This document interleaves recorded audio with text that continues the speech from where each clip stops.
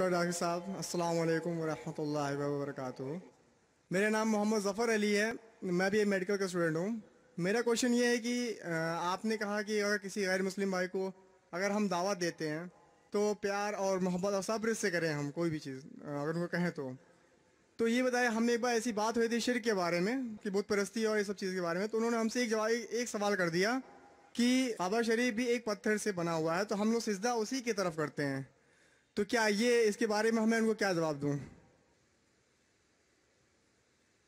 بھائی صاحب نے اچھا سوال کیا، غیر مسلم نے بھی آپ سے اچھا سوال کیا، صحیح سوال ہے بھائی۔ اگر شرک اسلام میں حرام ہے تو آپ مسلمان جب نماز پڑھتے تو کعبہ کو سجدہ کیوں کرتے؟ سوال اچھا ہے، جس کو جواب نہیں بولے شیطانی سوال ہے۔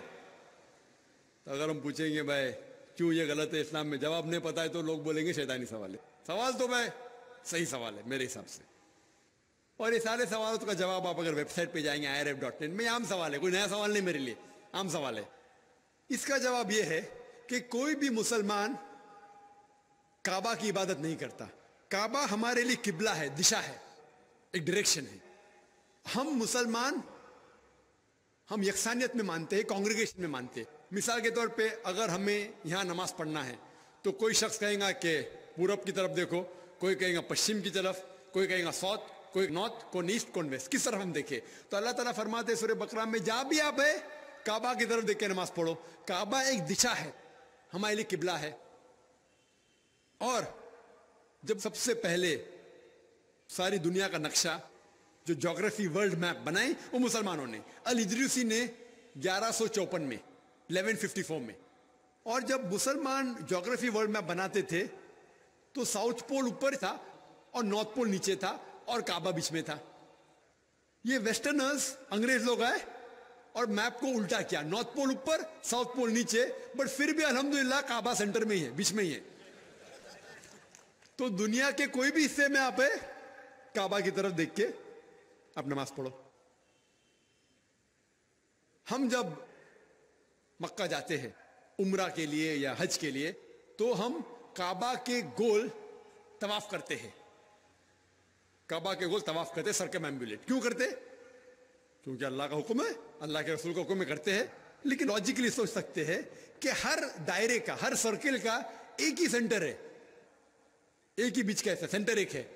تو ہم جب طواف کرتے ہیں، گرد گھومتے ہیں، یہ تسلیم کر رہے ہیں کہ اللہ ایک ہے، اسی لیے ہم طواف کرتے ہیں۔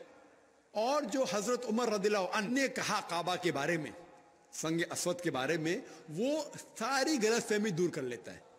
حضرت عمر رضی اللہ عنہ کہتے ہیں، صحیح بخاری میں ذکر ہے، والیوم نمبر 2 کتاب الحج چیپٹر نمبر 56 حدیث نمبر 675 میں حضرت عمر فرماتے ہیں رضی اللہ عنہ کہ یہ سنگ اسود، یہ کالا پتھر، نہ میرے لیے کوئی اچھا کام کر سکتا ہے نہ برا، نہ میرے لیے برا ہے نہ میرے لیے اچھا ہے، کیونکہ میرے رسول نے اس کو چوما، اس لیے میں چوم رہا ہوں، نہیں تو یہ کالا پتھر نہ میرے لیے کوئی بھلائی کر سکتا ہے نہ برائی کر سکتا ہے۔ یہ الفاظ دوسرے خلیفہ حضرت عمر رضی اللہ عنہ کہ کافی ہے انسانیت کو بتانے کے لیے کہ ہم کعبہ کو نہیں پوچھتے۔ اور ایک تو نقطہ ہم غیر مسلم سے کہہ سکتے ہیں، اور جو میں اکثر کہتا ہوں کہ محمد صلی اللہ علیہ وسلم کے دور میں کئی صحابہ کعبہ پہ کھڑے ہو کے اذان دیتے تھے۔ میں یہ پوچھنا چاہتا ہوں، کوئی بھی بت کی عبادت کرنے والا جو بت کی عبادت کرتا ہے اس کے اوپر کبھی بھی کھڑے نہیں رہیں گا۔ تو صحابہ کعبہ پہ کھڑے ہو کے، حضرت بلال رضی اللہ عنہ وہ کعبہ پہ کھڑے ہو کے اذان دیتے تھے۔ یہ صاف ہے کیونکہ ہم کعبہ کی عبادت نہیں کرتے، اسی لیے صحابہ کعبہ پہ کھڑے ہو کے بھی اذان دیتے تھے۔ Hope that answers the question.